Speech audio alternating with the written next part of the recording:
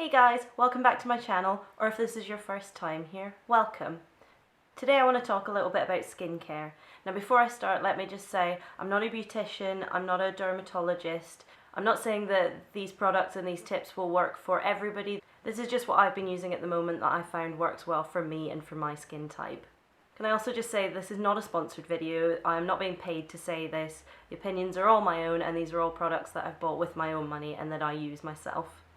That being said, let's get into the video. First of all, I'm just going to tell you a little bit about my skin type. I have what you would call combination skin, so I tend to be oily in my T-zone and then around my kind of cheeks and nose get a bit drier.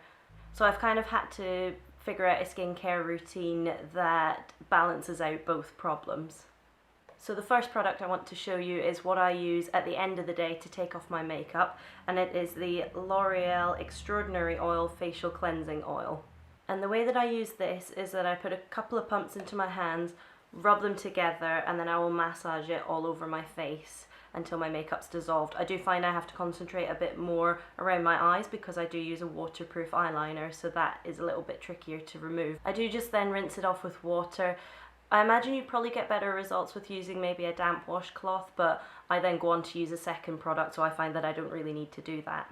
I find it does a really good job of removing my makeup without leaving a greasy feeling to the skin, and it also is less drying than some other makeup removers that I've tried in the past.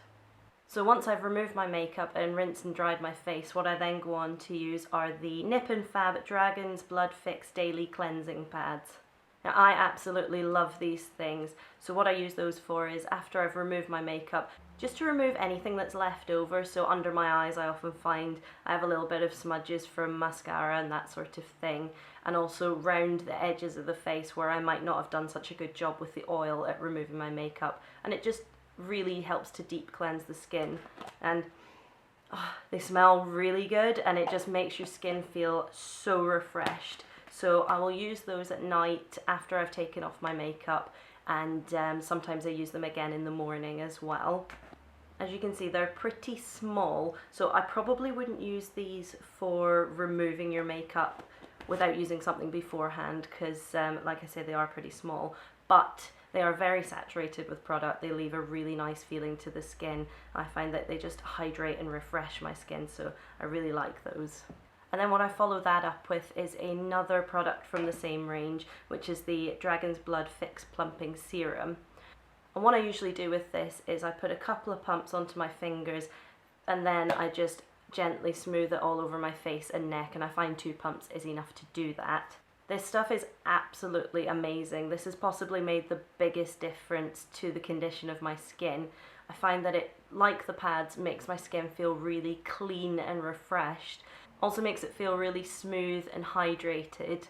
And I find that I've gotten less blemishes since using the combination of these 2 products. I forgot to mention that the pads actually contain salicylic acid, so that helps with inflammation and redness, that sort of thing.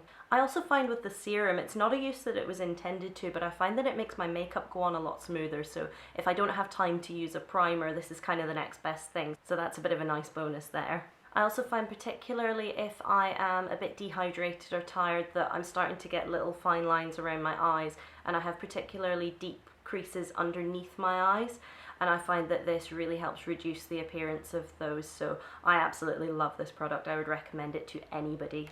I have to admit it was the dragon's blood thing that really drew me to these products, because I thought it was an unusual sounding ingredient, and as a Game of Thrones fan I couldn't pass it up, but they are actually fantastic. I'm really sorry if the light's changing, by the way. Winter has come, so it is getting dark really early now, so I'm kind of racing against the light. So those are all the products that I use on a daily basis. I'm just going to move on to a couple of things that I use once or twice a week. Now the first is an old classic, and it is the St. Ives Apricot Scrub.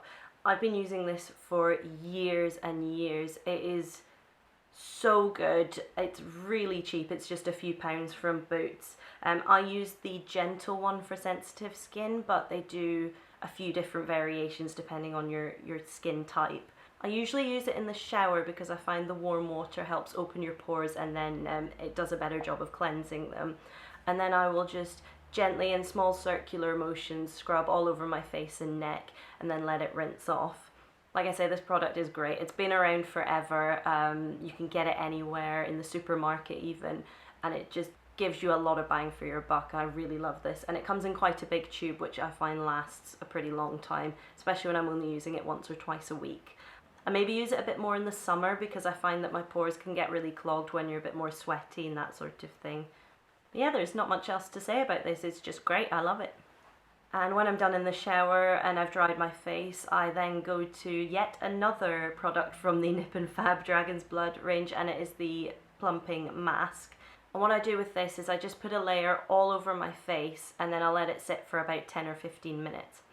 It does say that you can use it overnight. What I'd probably say if you're going to do that, as I haven't tried it yet, is I'd maybe use a thin layer, just because it does dry quite nicely on the skin, so you're not left with a big sticky mess.